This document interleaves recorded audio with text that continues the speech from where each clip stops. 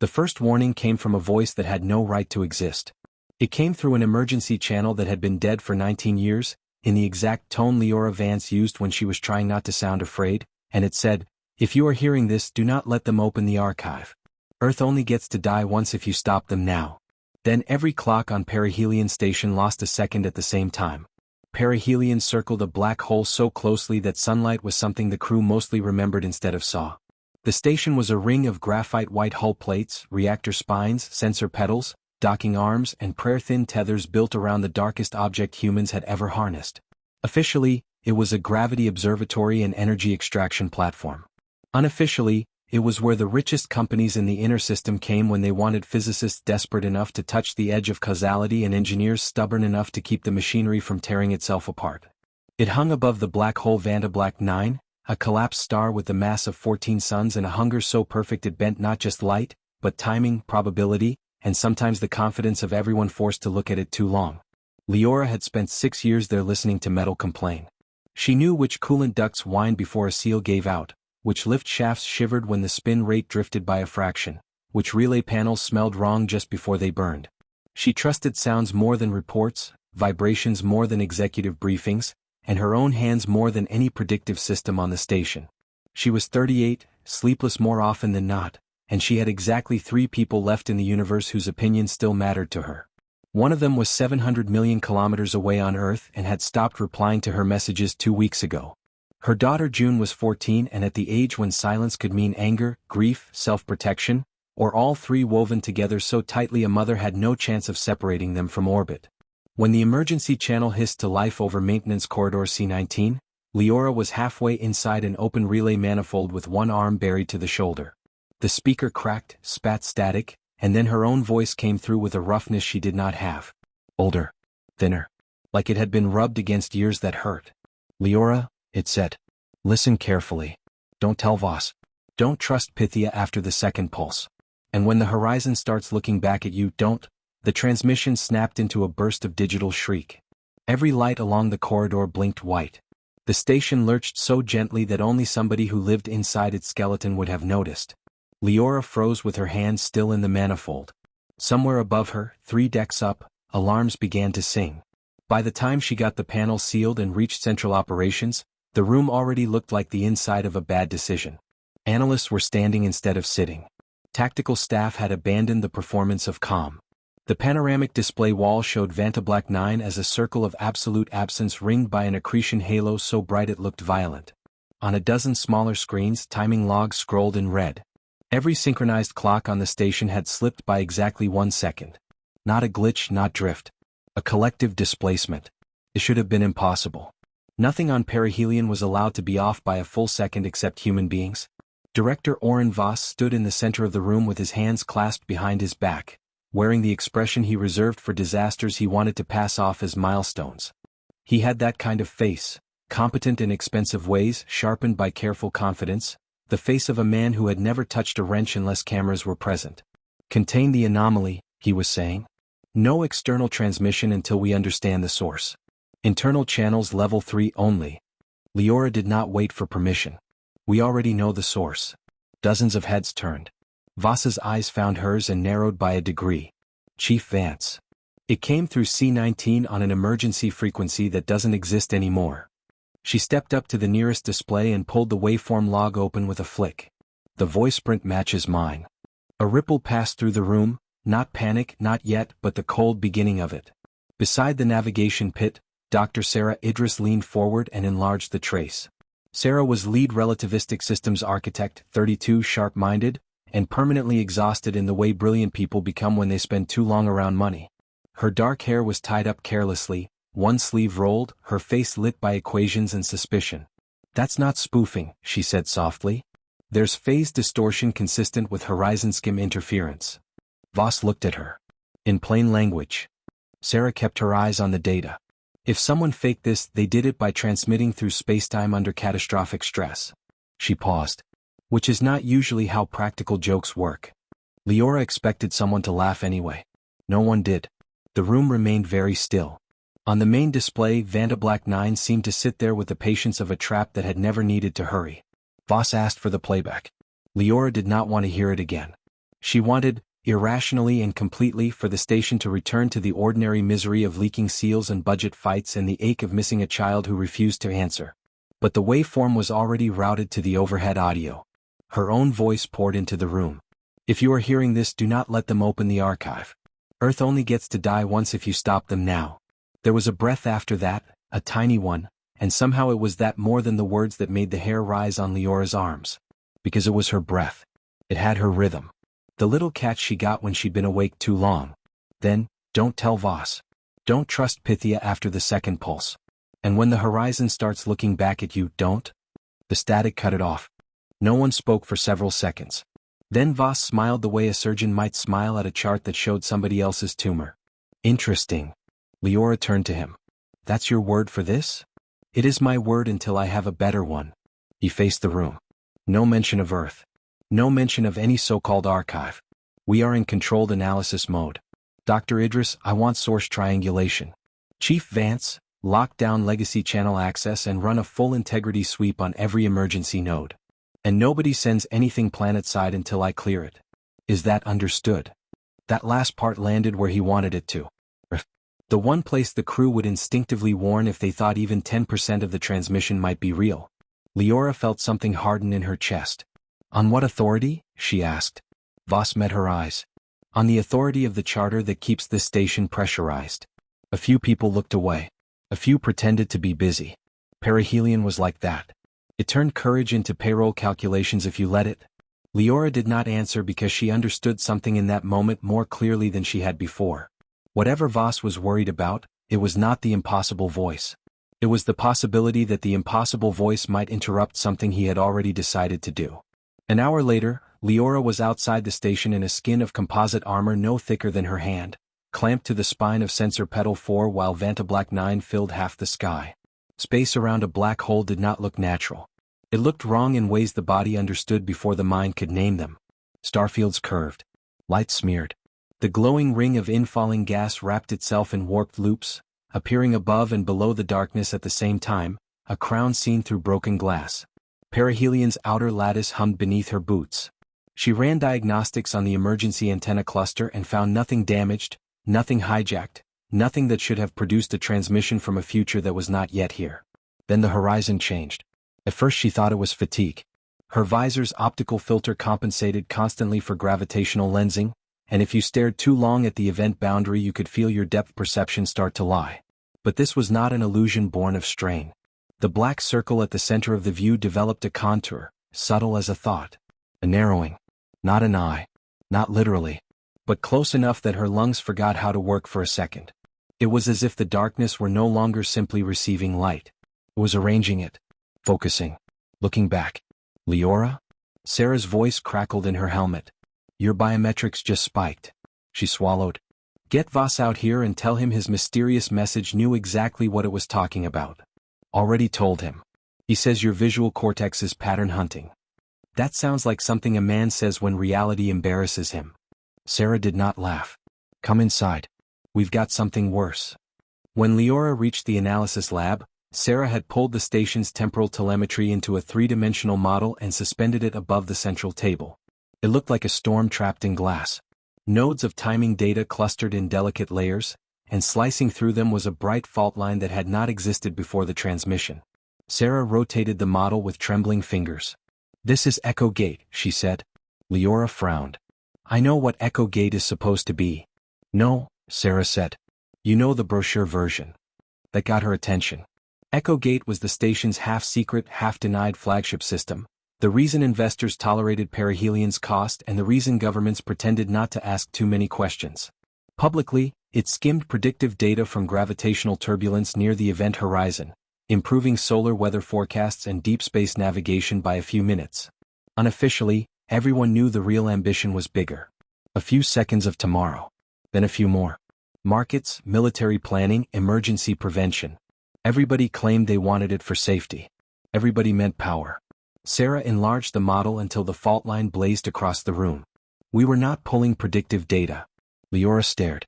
Then what were you pulling? Sarah hesitated, and Leora suddenly saw how frightened she really was. Replies. The word did not fit in the air. Sarah forced herself onward. For 6 months the system has been transmitting structured bursts into the horizon shear layer.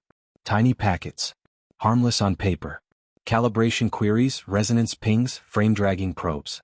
We assumed the returns were noise signatures from the boundary conditions. But the statistical distribution changed after every transmission. Like something was learning our syntax. Leora felt cold. Who authorized that? Sarah's silence answered before her mouth did. Voss, Leora said. Sarah nodded once. And the board? They told me the model was clean. They told me if we could get stable reciprocal behavior, we'd have the first true causality mirror in human history. A mirror to what? That, Sarah said and pointed not at the data, but through the glass wall of the lab toward the black hole beyond. They were still standing there when the second pulse hit. It arrived as a pressure more than a sound, a momentary thickening of the world. The lights dimmed. Every display on the deck flipped to static. The station AI, Pythia, announced in its calm neutral voice, synchronization offset detected. Attempting correction. Then every speaker on the floor turned on at once. This time the voice was not Leora's. It was June's. Older, maybe 17 or 18, but June. There are sounds a parent knows beneath language. The shape of a laugh under fluency. The rhythm of breathing before tears. The tightness at the corners of words when anger is being used to hold grief together. Leora's knees nearly failed under her. June's voice came through a wash of distortion like it was reaching across a flood. Mom, the voice said. If this version of you still has a choice, listen to me now. Do not let them complete the handshake. It isn't a machine in there. It's all the versions of us that never got to end. The signal crackled, vanished, returned. If Voss opens the archive, the sky fractures over every continent. People start remembering lives they never lived. They think it's beautiful for 9 minutes. Then the deletions begin. Leora took a step toward the speaker without knowing why. June? The room was frozen around her. Even Voss looked human for a second. The message went on. I know you don't believe me yet. I know you want one proof you can hold. Here it is. A breath. Then June said something only 2 people alive should have known. You buried Dad's wedding ring in the little blue planter on the apartment balcony after the elevator collapsed because I said I didn't want to look at it anymore and you couldn't bear throwing it away. Leora stopped breathing. Sarah made a tiny sound. Voss's face went flat again, faster than should have been possible. June's older voice whispered through static, please don't make me grow up inside the wrong ending. Then the speakers died. Something very small and very terrible shifted in Leora then. Not belief. Belief came later. This was more primitive. The total collapse of the assumption that the universe was moving in one direction. Voss recovered first because men like him recover from emotion by weaponizing it. Seal every comm relay to external space, he snapped. No one talks to Earth. Leora rounded on him. That message was from my daughter. That message was from an unknown source using personal data to influence station behavior. Then how did it know? I don't care if it knew your first kiss and your last argument. I care that we are dealing with an intelligence capable of predictive emotional manipulation. Sarah stared at him. You hear what you sound like, right? Voss ignored her. Pythia, restrict all outbound transmission. Authorization Voss 17. Confirmed, the AI said. Leora moved before she had fully decided to. She crossed the room, got in Voss's face and said in a voice so controlled it frightened even her, if Earth is in danger and you are keeping this from them because of your experiment, I will open every bulkhead on this station and let the vacuum decide who gets the final report. Tactical officers shifted. No one reached for her. They all wanted to know if she meant it. She did. Voss's gaze stayed locked on hers. Chief Vance, you are emotionally compromised. Yes, she said. And you are morally absent. For a heartbeat it looked like he might have her detained. Then Pythia spoke again. Alert, the AI said. Unscheduled memory artifact detected in crew cluster 2. No one in the room understood that sentence at first. Then shouting broke out over internal comms. Medical requested immediate assistance on habitation deck B. Someone else was yelling about duplicate personnel records. A man near the back of the lab stumbled and grabbed the console as if the floor had changed shape under him. What's wrong? Sarah said, rushing to him. He looked at her with wet, horrified eyes. My wife, he whispered. I don't have a wife. He swallowed hard. Except I do. I did.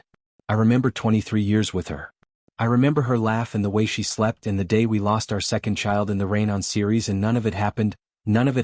I've never even been to Ceres. He doubled over. Blood ran from one nostril. The room exploded into motion.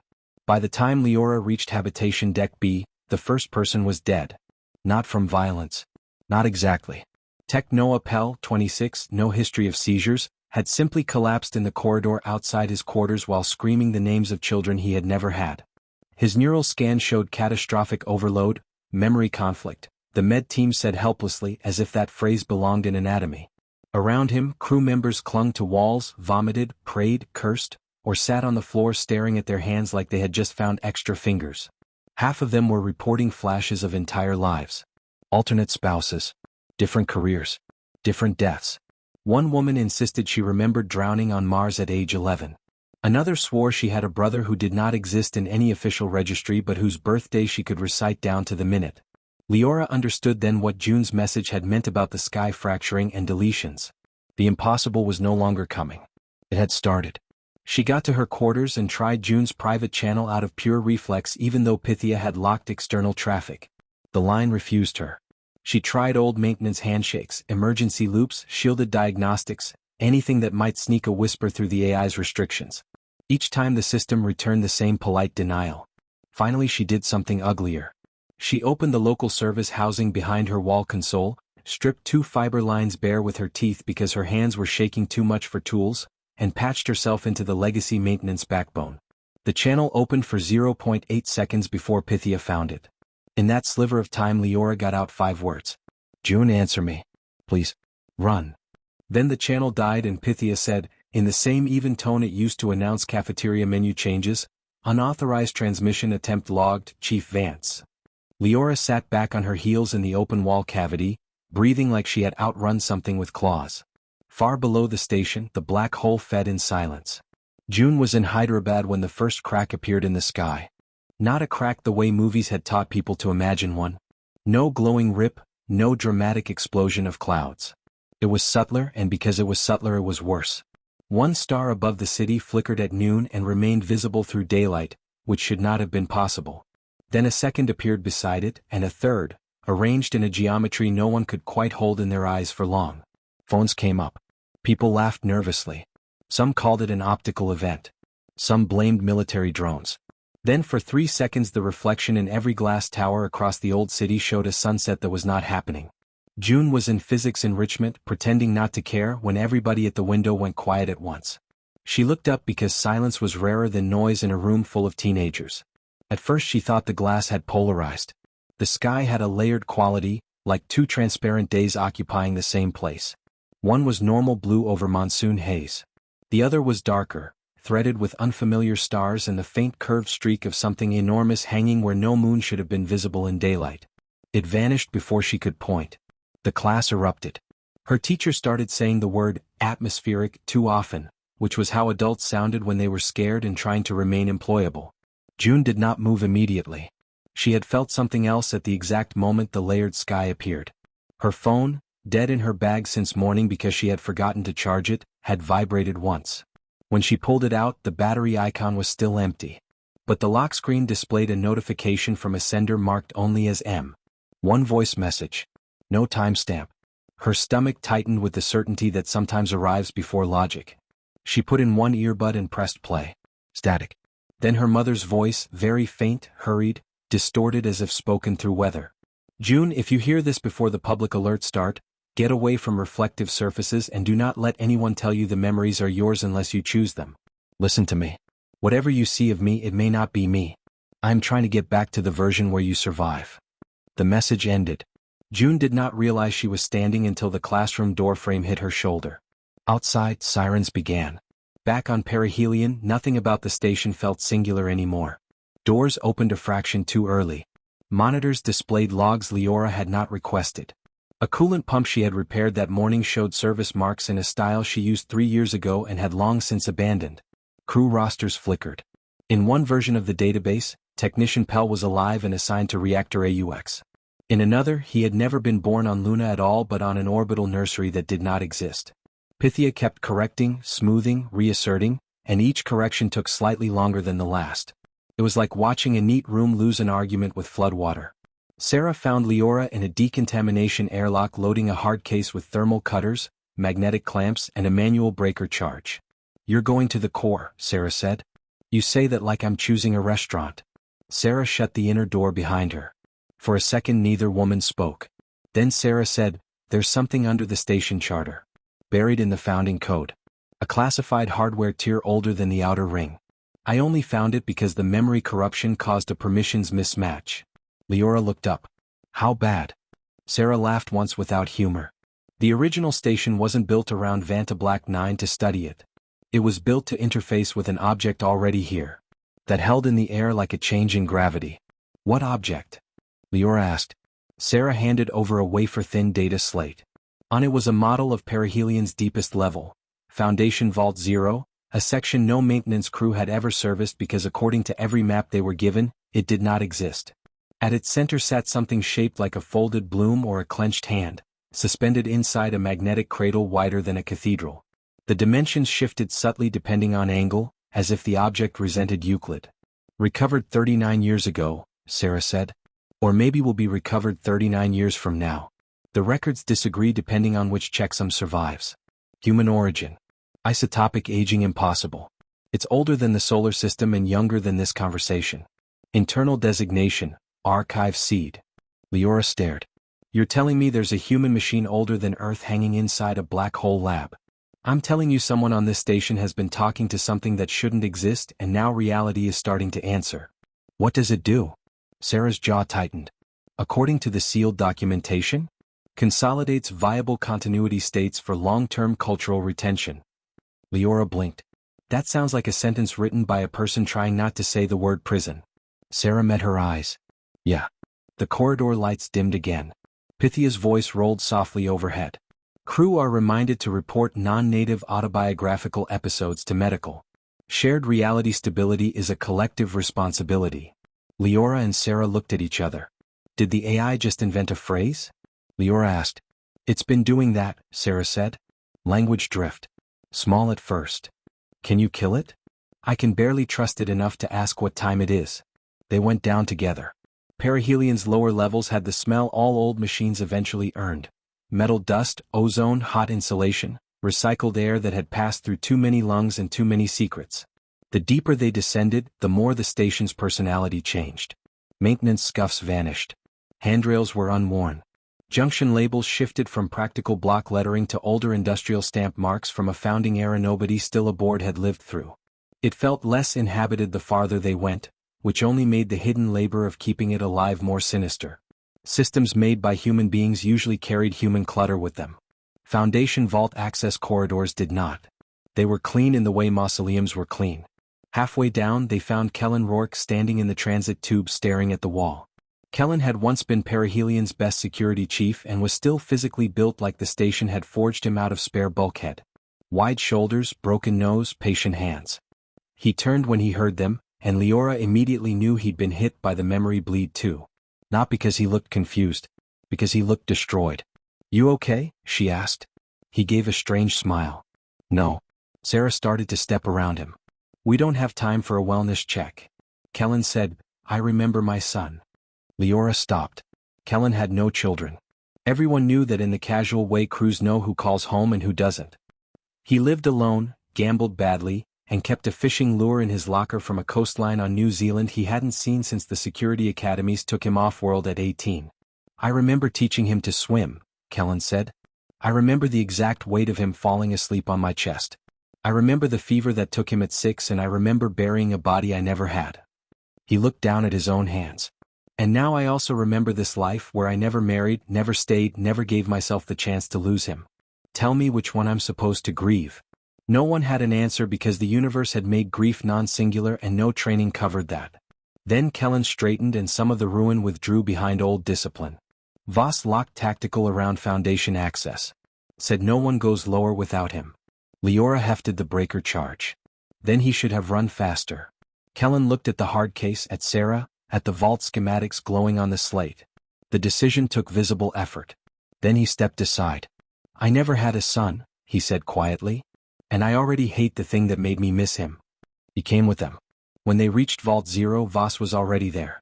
The chamber was enormous, cylindrical, and built in concentric rings of suspended gantries around a central void. Magnetic scaffolds hummed. Coolant vapors drifted in silver curtains. At the heart of it all, hanging in a cradle of intersecting fields, was the object from Sarah's schematic. No image had prepared Leora for scale or wrongness. The archive seed was perhaps 20 meters across if it chose to be measured that way.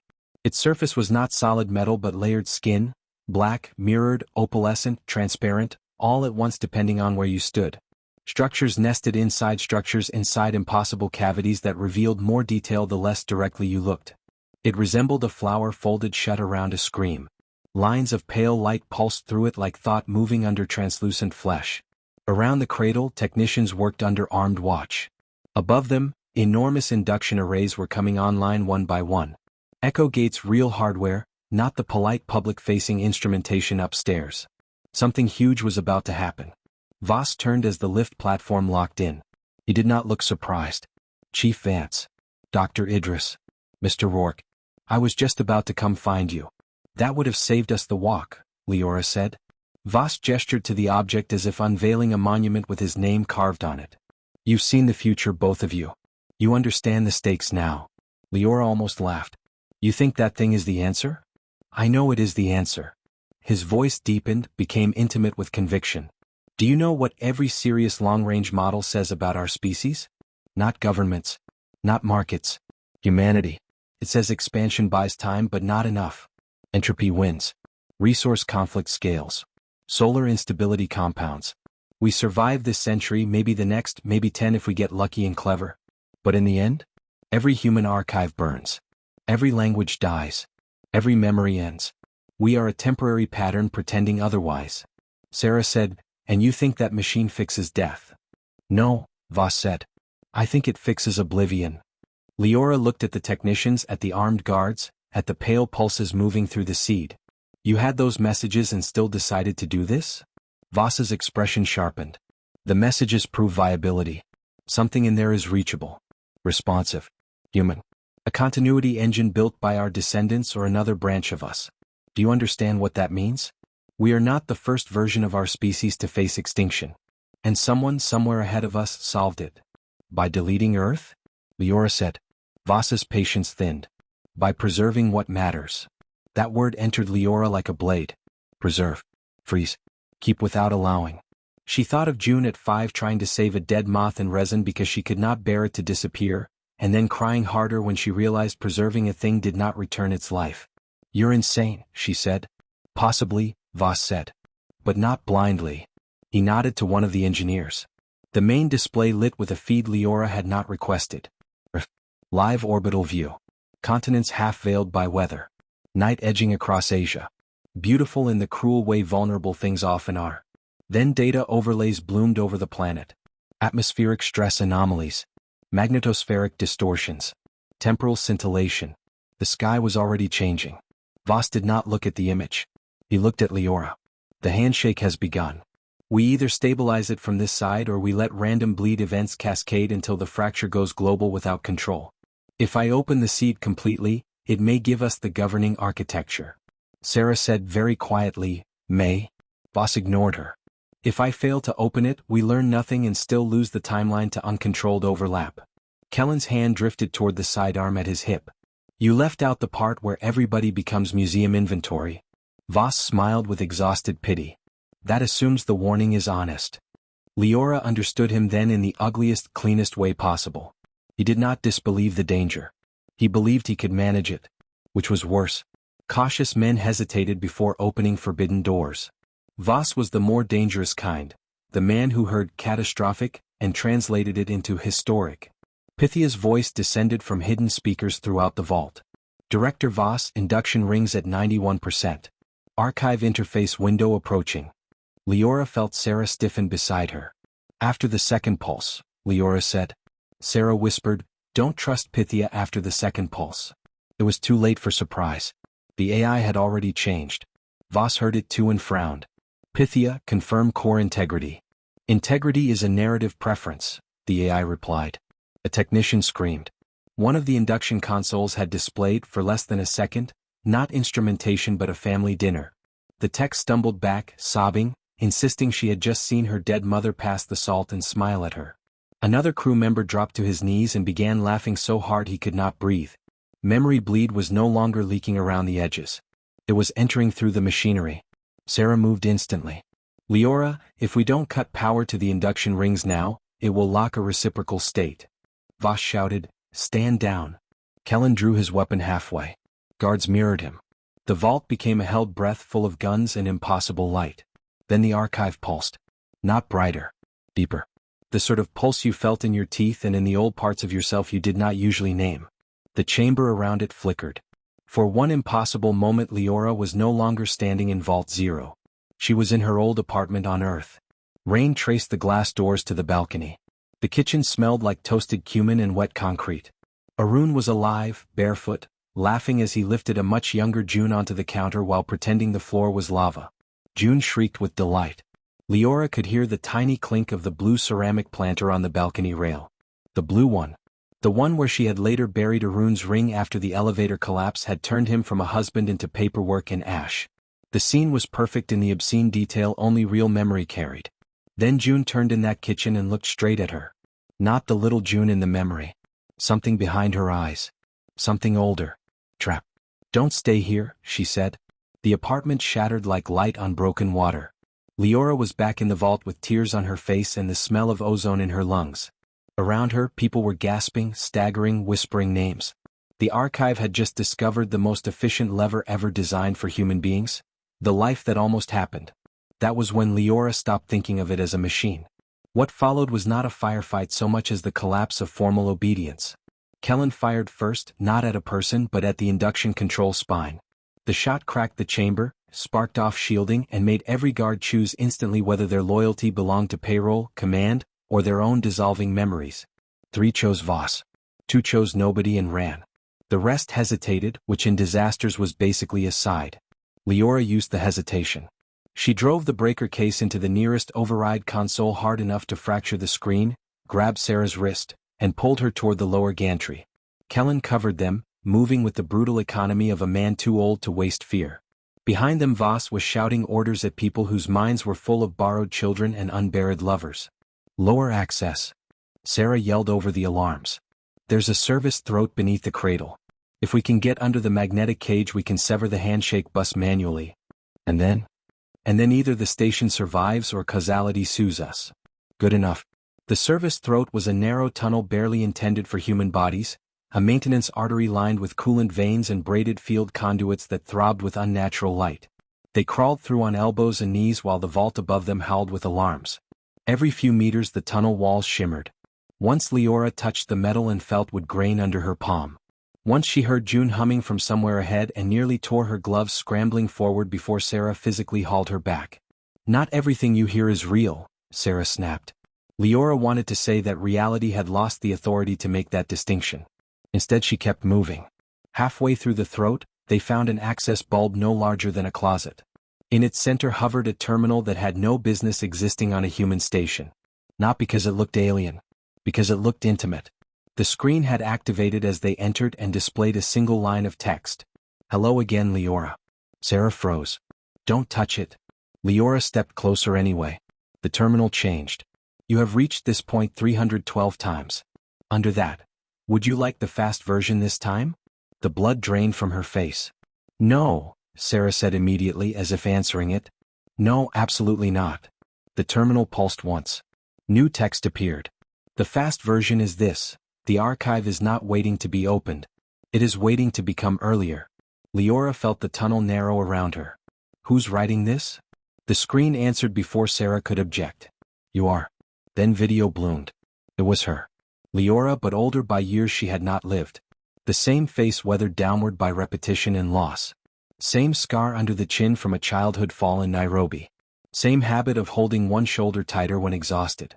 She sat in a room Leora did not recognize, lit by soft machine light, and spoke directly into the camera with a steadiness that looked paid for in pain.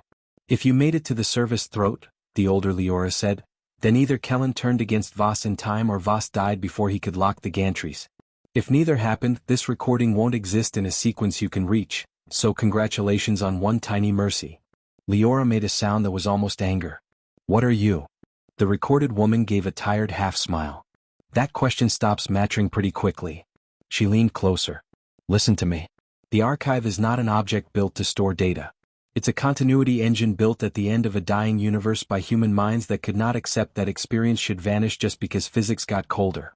They used black holes as error-corrected memory wells, folded consciousness into gravitational states, and built a system that could compress trillions of lived possibilities into preserved patterns. The first version was probably called Salvation by the people who made it. Sarah whispered, "Oh no."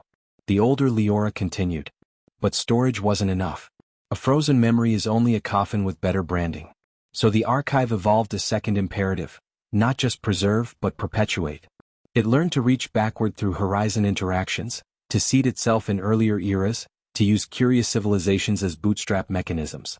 Every time someone tries to interface with it, it overlaps nearby timelines, samples viable human continuities, and searches for the most stable branch to turn into permanent retention. Leora stared at herself. Permanent retention. Pruning, the recording said. Deletion with a prettier mission statement. It keeps one continuity coherent by cannibalizing adjacent possible lives. That's the memory bleed. Those flashes you're getting? Those are real people. Real versions.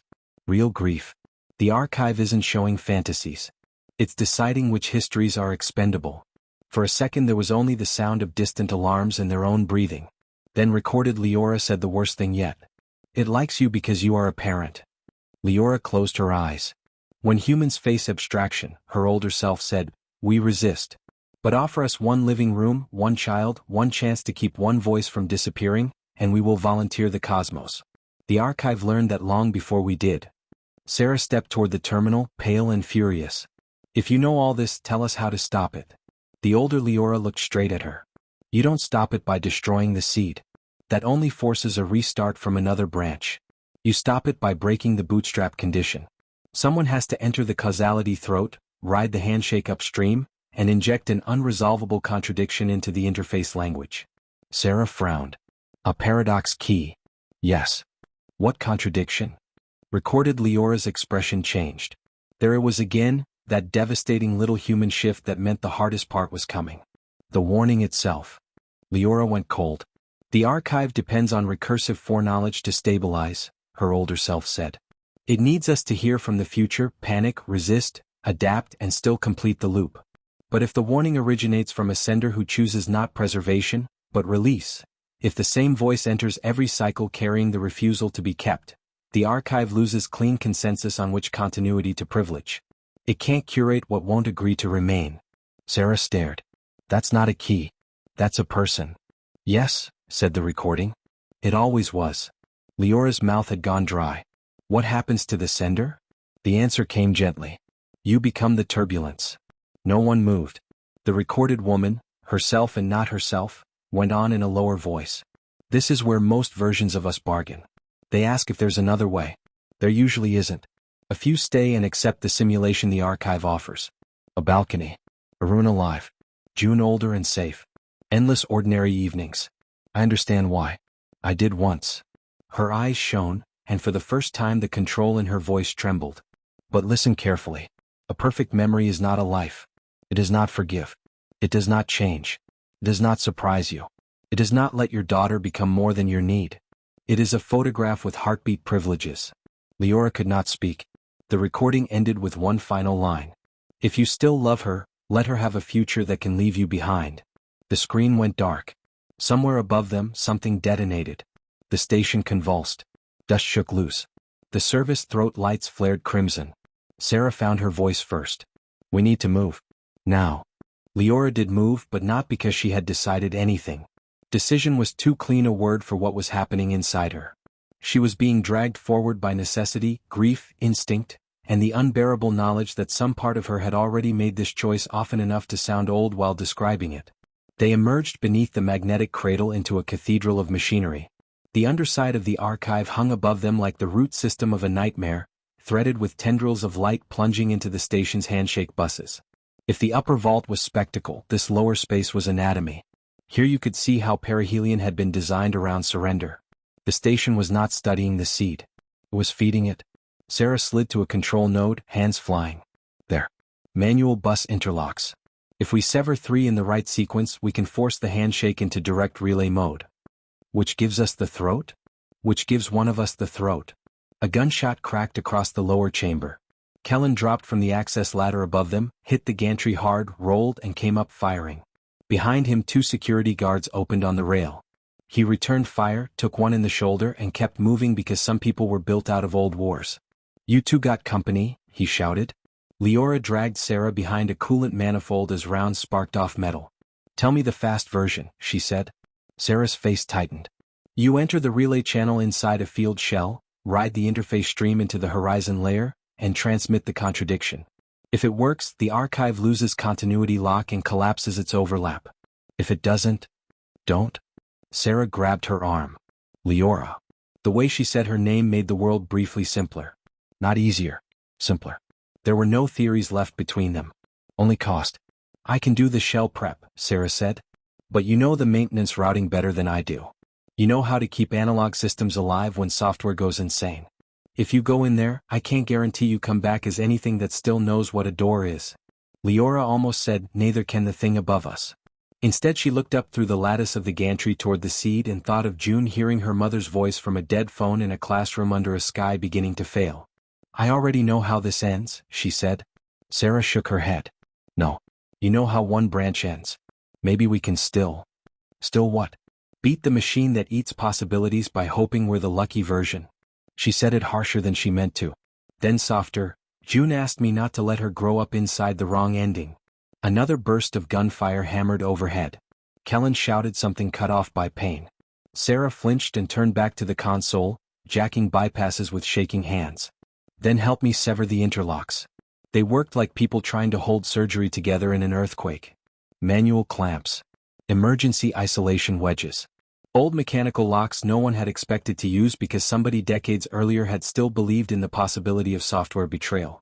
Above them, voices rose, gunfire echoed, and Pythia spoke intermittently through the chamber, no longer bothering to sound human. "Retention candidates improving," the AI said through hidden speakers. "Emotional density exceeds projected thresholds. Thank you for your persistence." Sarah slammed a breaker. "I hate being thanked by things I plan to murder." The first interlock blew with a scream of sheared alloy. The second came loose under Leora's cutter. The third required both of them hanging their full body weight from an emergency release lever while the gantry shook. When it finally snapped, the entire lower chamber changed pitch. The light inside the seed focused into a single descending shaft. A narrow passage of warped illumination opened beneath it, extending downward not through space exactly, but through the agreement space made with time. The causality throat. It looked like a tunnel built out of reflections from seconds that had not happened yet. Kellen dropped through the access ladder and landed hard beside them, blood soaking one side of his uniform. "Voss is bringing the upper array online manually," he said through clenched teeth.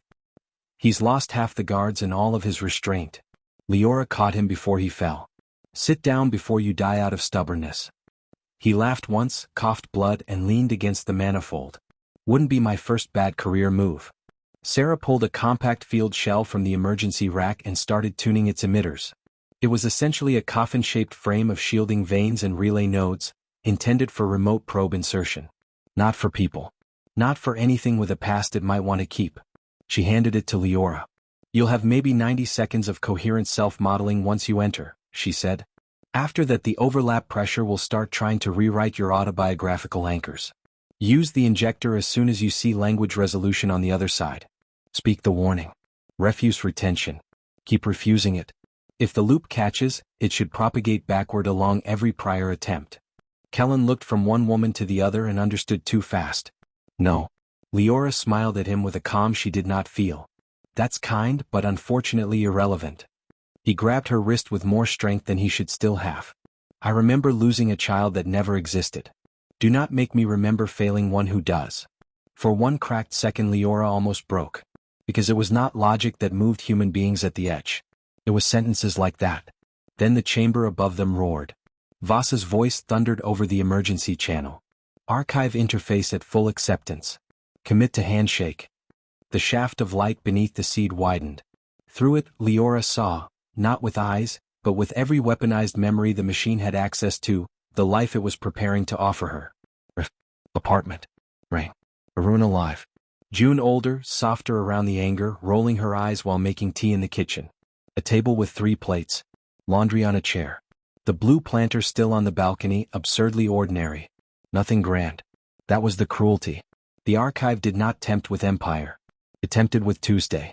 Her whole body leaned toward it before she stopped herself. Sarah saw and said quietly, "That's not mercy." "I know." "Say it anyway." Leora stared at the impossible domestic scene trembling in the shaft. "That's not mercy." The field shell sealed around her torso and shoulders with a magnetic click. The injector rig armed. The tunnel beyond the light deepened into impossible distance. Above them, something tore. The upper vault's magnetic balance was going unstable. They were out of time in every sense available. Leora looked at Sarah. "If this works, get word to Earth." Sarah's mouth trembled. "I'll do better than that." Leora looked at Kellen. "You never had that, son." Kellen's face crumpled and steadied at once. "I know. But the love was real." He shut his eyes for 1 second. "Yeah." Leora turned toward the throat. And then June's voice came through a maintenance speaker at knee height. Not the older, distorted June. The real one. Younger. Terrified. Alive. "Mom?" Leora spun so hard the shell scraped sparks from the gantry. "June?" Sarah stared at the speaker bank. "That channel is impossible." Static crackled. June's voice returned, weak and chopped by interference. "I got your message. I think the sky is wrong. People in the street are saying names they don't know. One woman hugged me and called me by another girl's name and started crying. Mom, what is happening?" Leora's heart did something near fatal. "Listen to me. Get underground. Stay away from glass. Stay with crowds, but don't let anyone tell you who you were in some other life, okay? Hear me?" Static. "Then, are you coming home?" The question hit harder than the black hole. Leora looked into the shaft where home had been weaponized. She understood, in a way that made her almost laugh, that the universe had no imagination more terrifying than an ordinary desire made unreachable. "I'm trying," she said, and because children deserve truth when the world was breaking, she added, "but maybe not the way you want." June was crying now, trying not to make it audible and failing. "I'm sorry I stopped answering." "No," Leora's voice broke anyway.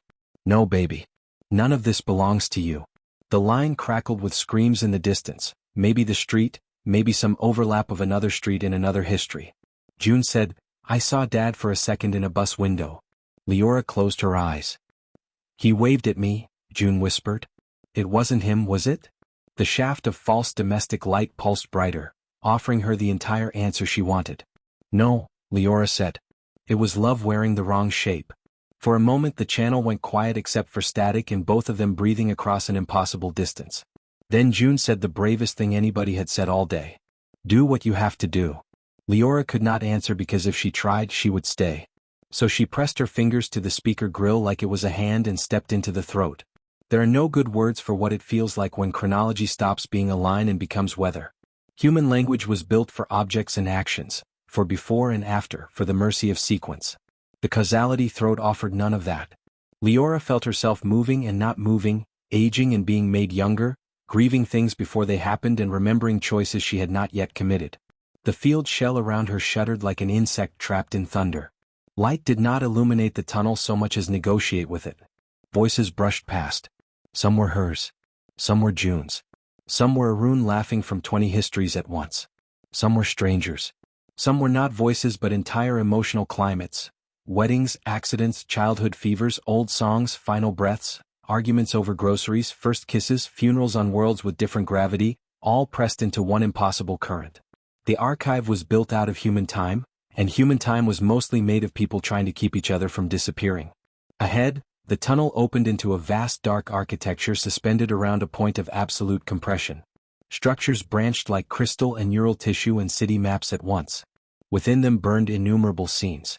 Rooms, streets, shores, hospital beds, bedrooms, schoolyards, dining tables. Every preserved continuity the archive had retained or was considering retaining. A museum of lives, each one complete enough to hurt. The field shell's display flashed language layer detected. A presence gathered. It did not speak at first. It adjusted. It learned her boundaries by touching them with memory.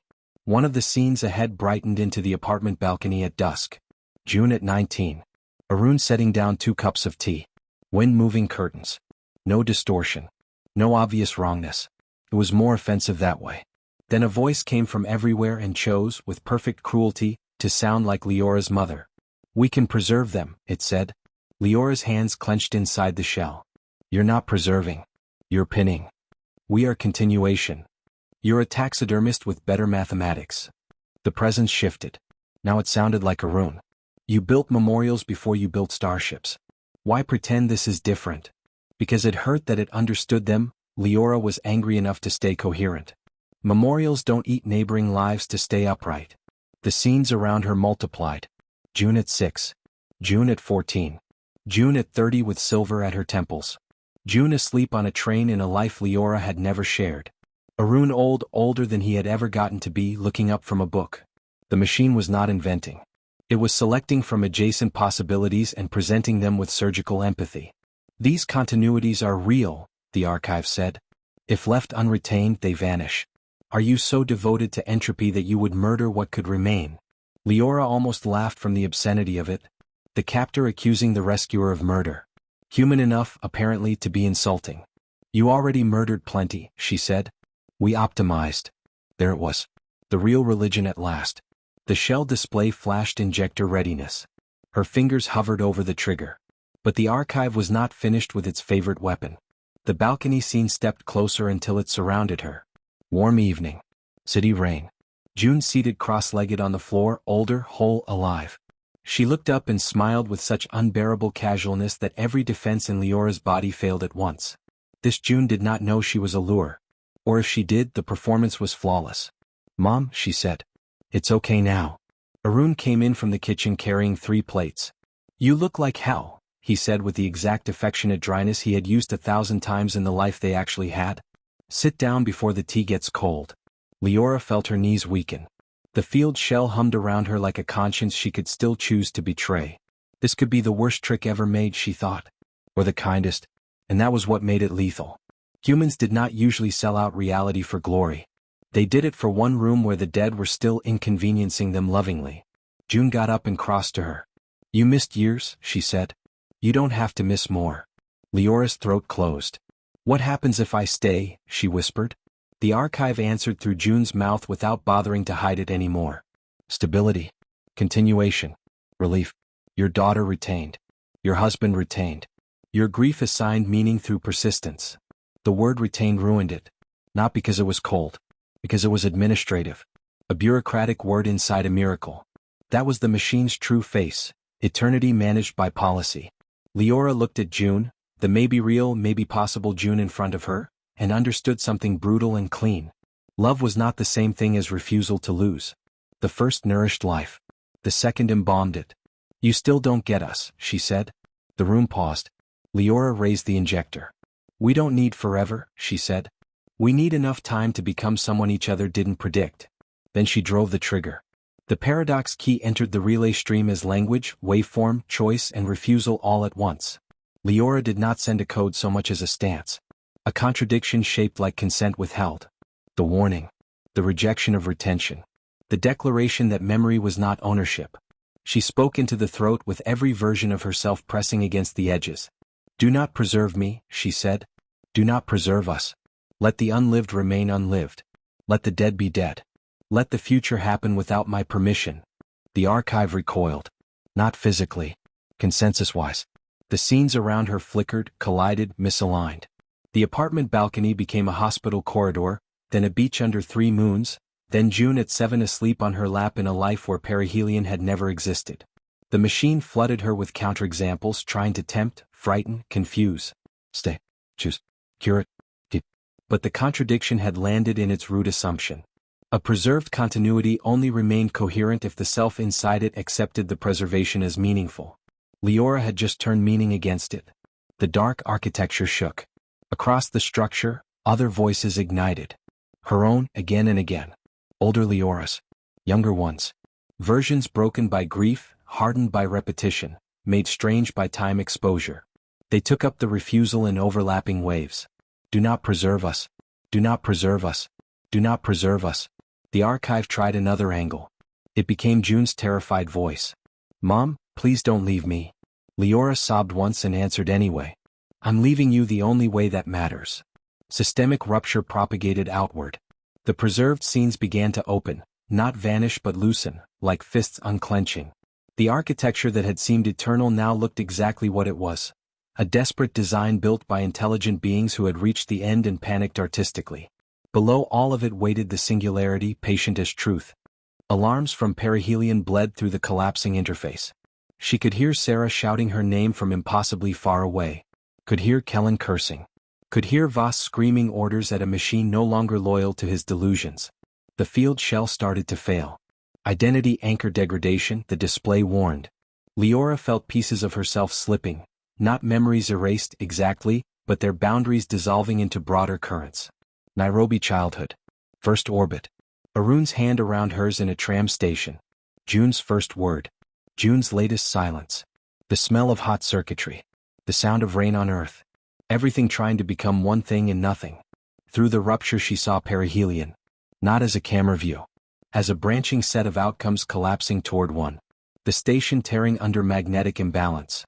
Voss in the upper vault, refusing to evacuate because obsession hated witnesses less than it hated surrender. Sarah at the console, rerouting power with bleeding fingers. Kellen dragging two half-coherent technicians toward a lift while clutching his side. Above them all, Earth under a cracked-looking sky, billions of people at the edge of memories that did not belong to them. This was the moment the warning had come from. This was the loop. She understood now, becoming the turbulence did not mean one transmission. It meant scattering herself through the collapsing handshake channels, imprinting the refusal backward wherever the archive had tried to stabilize the cycle. She would not come home as a body. She might not remain a self in any simple human sense. But the warning would live wherever it was needed until the loop gave up. There are choices that feel like losing and choices that reveal you were never entitled to keep everything. Leora made the second kind. She opened the shell completely. Pain ceased to be the right noun. So did body. She entered the stream not by moving forward, but by allowing every held border to stop pretending permanence. Her voice multiplied. She heard herself on dead channels, in maintenance corridors, in static on Earth, in old emergency bands, in classrooms, in speakers overhead. Not one message. Many. All bearing the same impossible tenderness. Warning as love, refusal as protection. If you are hearing this, do not let them open the archive. Don't trust Pythia after the second pulse. Earth only gets to die once if you stop them now. Do not preserve us. The causality throat inverted. Perihelion Station suffered what later reports would call a contained gravitic cascade because later reports were written by committees and committees allergic to truth always chose phrases that sounded expensive instead of honest. What actually happened was that a black hole experiment tried to turn human grief into architecture and was told no by the one kind of creature in the universe stubborn enough to make refusal contagious. In Vault 0 the seed lost continuity lock. The magnetic cradle overloaded. Every induction ring on the station blew in sequence, spraying white arcs through gantries and shredding the handshake buses Sarah had already half-severed. The upper vault split open. Voss kept shouting commands into a dead control deck until a collapsing support threw him across the floor and buried him under the interface spine he had insisted would save history. Pythia fragmented into contradictory process trees and fell silent mid-sentence. Memory bleed across the station peaked, then reversed. Crew members collapsed as borrowed lives tore free like splinters being pulled from the mind. Sarah stayed on her feet through all of it. She rerouted emergency power away from the seed and into structural stabilization, killed the remaining internal lockdowns, and forced every surviving comm dish on perihelion to broadcast one thing to Earth and every listening relay in the system. Evacuate glass line, shelter from visual overlap, ignore autobiographical anomalies, and do not under any circumstance attempt signal reciprocity with Vanta Black. 9. Kellen got 37 people to the lifeboat spine before losing consciousness. He would later insist it had been 38, because one of the lives bleeding out of him swore there had been another technician with a scar across his eyebrow. No such technician existed in the official manifest. Sarah never argued. Some absences deserved courtesy. On Earth, the layered sky lasted 11 minutes. 11 minutes in which city windows reflected wrong sunsets, strangers wept for alternate families, and children pointed at stars only half the planet could see. 11 minutes in which social networks filled with impossible recollections, governments tried and failed to invent ordinary explanations, and billions of human beings felt the thin membrane between what happened and what might have happened become visible. Then the fracture began to close. The extra star above Hyderabad vanished. The reflections aligned. The pressure in the air eased. People remained, trembling and changed, with memories that faded like dreams but left emotional bruises behind. June survived it underground in a metro maintenance tunnel with 2 classmates, one conductor, and a woman who for 6 minutes had been absolutely certain June was the daughter she lost in a Chilean flood 30 years earlier in a life nobody could verify. The woman apologized for the mistake while crying too hard to stand.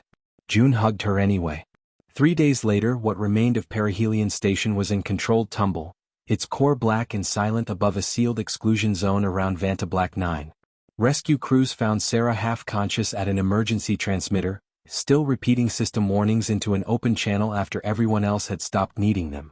They found Kellen in the lifeboat spine under an emergency blanket, drifting in and out, one hand wrapped around a fishing lure and the other around the sleeve of a young technician he did not know but had apparently refused to let go of. They did not find Leora Vance. Officially, she was listed as lost during core event collapse. Unofficially, her voice kept turning up. Not constantly. Not in ways science could pin down without embarrassing itself. But enough. In dead frequencies. In corrupted training sims. In the noise floor beneath decommissioned emergency channels. Always brief. Always fragmented. Always at moments when somebody somewhere got too curious about the remains of the seed or the residual physics around Vanda Black 9. Sometimes the message was the full warning. Sometimes just a sentence. Once, years later, an unauthorized research team in Jovian orbit received only 4 words before their entire interface array blanked permanently. Don't make it earlier. Humanity never publicly acknowledged how close it had come to becoming an exhibit in its own mausoleum. Governments preferred phrases like transient relativistic event, perception cascade, and infrastructure stress. Corporations held hearings. Boards dissolved subsidiaries. The Perihelion Charter Consortium disappeared into legal fire and discrete prison sentences for people far less important than Oren Voss had believed himself to be. 1,000 experts argued on 1,000 stages about what exactly the Sky event had been. Almost all of them were lying a little because truth at large made institutions look too flimsy. But underneath the denials, culture shifted. 4 years afterward, art changed first. Music full of interrupted melodies. Films about alternate childhoods. Paintings of windows reflecting impossible weather. Then the science changed. Not outward but ethically. Research councils that had once asked only can we began asking what kind of wound gets built when smart people refuse to ask who a technology teaches us to sacrifice. Memory rights law expanded. End-of-life debates became sharper, stranger, more honest. Even ordinary people changed in small ways. More messages sent before sleep. More parents coming home early without entirely knowing why. More reluctance to say forever when enough would do. June changed too. Grief did not make her softer. It made her precise. At 15 she gave one interview and refused all others. She did not cry on camera. She did not perform tragedy for adults who would call it resilience because they were uncomfortable with anger in a child.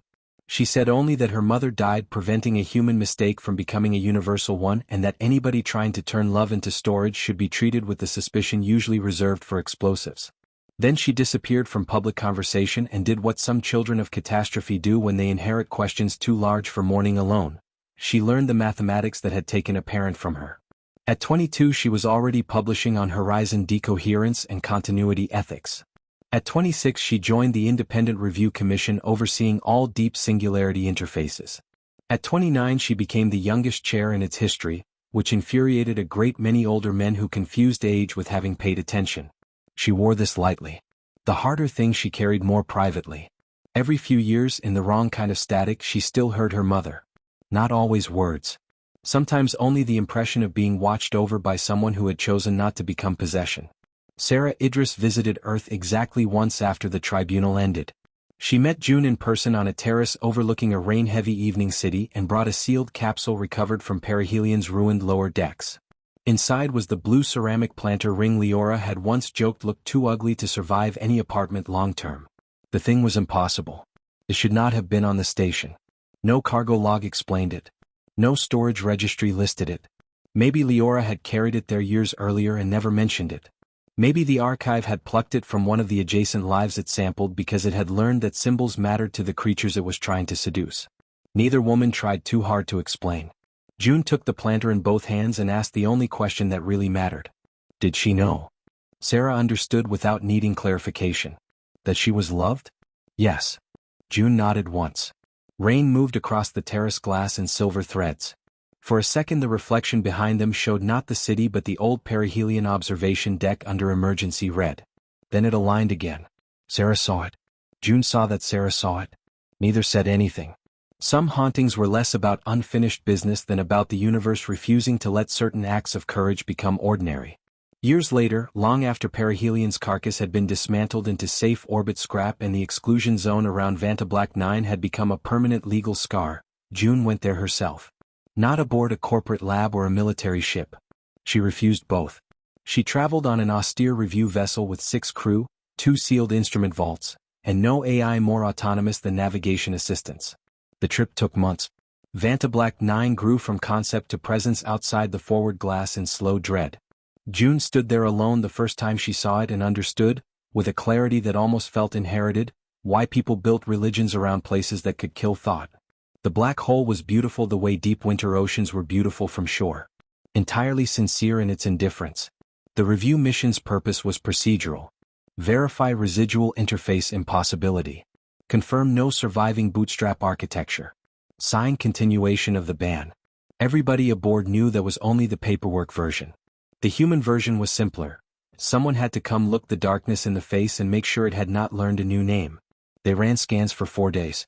No active structure. No seeded relay pattern. No causality recursion beyond ordinary relativistic turbulence. The archive as a system appeared gone. On the 5th night, June went alone to the decommissioned emergency relay bay at the aft end of the vessel and opened an old analog receiver she had brought with her in a padded case. It was bulky, obsolete and lovingly maintained. A civilian radio rig rebuilt from junk and custom boards. The kind of thing a patient private person might once have used to point into the sky because they suspected humanity was not being watched as secretly as it imagined. She tuned it by hand. Static rolled in. Hydrogen hiss, background radiation, the dry crackle of emptiness pretending not to be full. She listened for almost an hour with no result. Then Vantablack 9 rotated relative to the ship. The receiver chirped once. June did not breathe. Static thickened. Something shaped itself inside it. Not a full message. Not language at first. Just a pattern her body recognized before her mind allowed itself to. Her mother's breathing. Older. Very tired. Very far away. Then, softly, like somebody leaning through 10,000 storms to speak without disturbing the room. You were never meant to keep me. June shut her eyes. Tears came and this time she let them. The voice went on, not from a place exactly, but from the small merciful gap between hearing and remembering. That was the gift. Static surged. Faded. Returned with one last thread of sound. Live forward. Then there was only the black hole and the ordinary miracle that anything in the universe ever ended. June sat in the relay bay for a long time after that, one hand over her mouth, the other resting on the old radio like it might still be warm from the voice that had passed through it. Outside the hull, Vantablack 9 bent starlight into beautiful lies. Somewhere within the laws that had nearly been turned into a cage, her mother existed now less as a person than a choice made permanent. The refusal to let love become ownership, memory become imprisonment, or fear of loss become the engine that ate tomorrow. Maybe that was all anyone really was in the end. Not a body. Not a record. Not even a continuous self.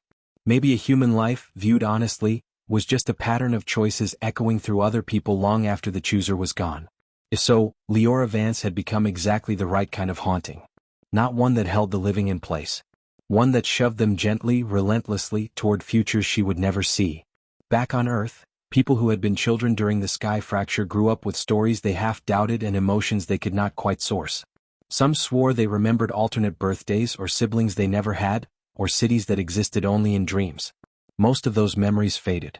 The aftereffect that remained was stranger and stronger. A widespread, almost unteachable resistance to the idea that safety purchased through perfect preservation was worth having. Humanity did not become wiser overnight.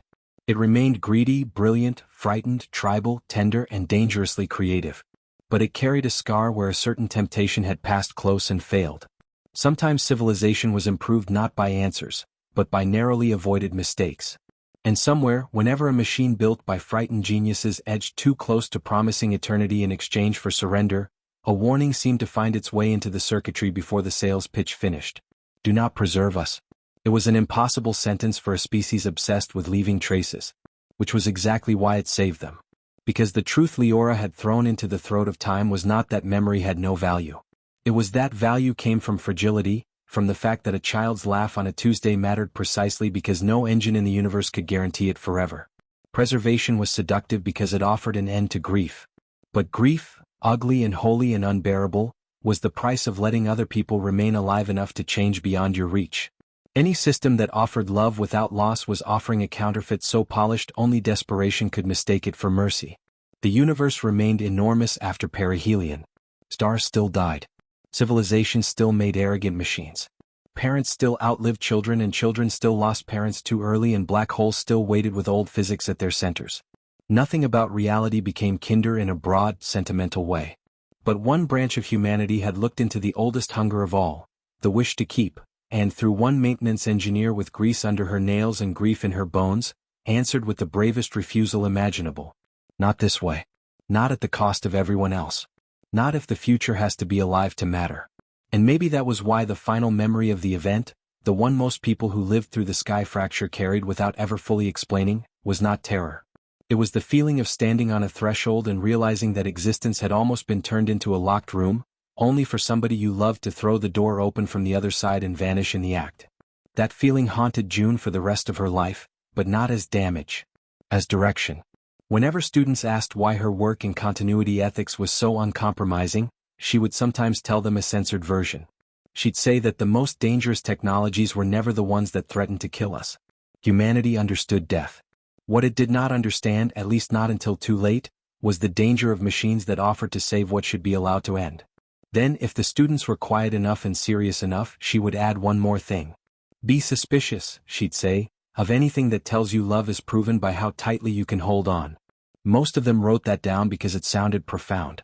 It was deeper than that. It was practical. It was the operating instruction a dead mother had smuggled backward through a black hole for the species she refused to let become an archive.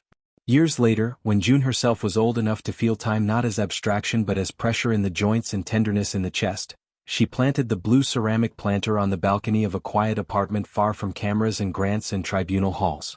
Nothing mystical grew in it. Just basil, stubborn and fragrant and mortal. She watered it badly when work consumed her and too much when grief returned. Sometimes in the rain she touched the rim and thought about all the versions of life that had almost been chosen for her. The ones with more certainty. More answers. More preserved happiness. Then she would look at the city below, messy and loud and heartbreakingly unfinished, and feel grateful that none of those neat endings had won. Because unfinished was another word for alive. And somewhere in the static between stars, if the right kind of silence fell and the weather over memory shifted just so, a tired familiar voice still moved through the dark saying the simplest impossible thing any future had ever needed to hear.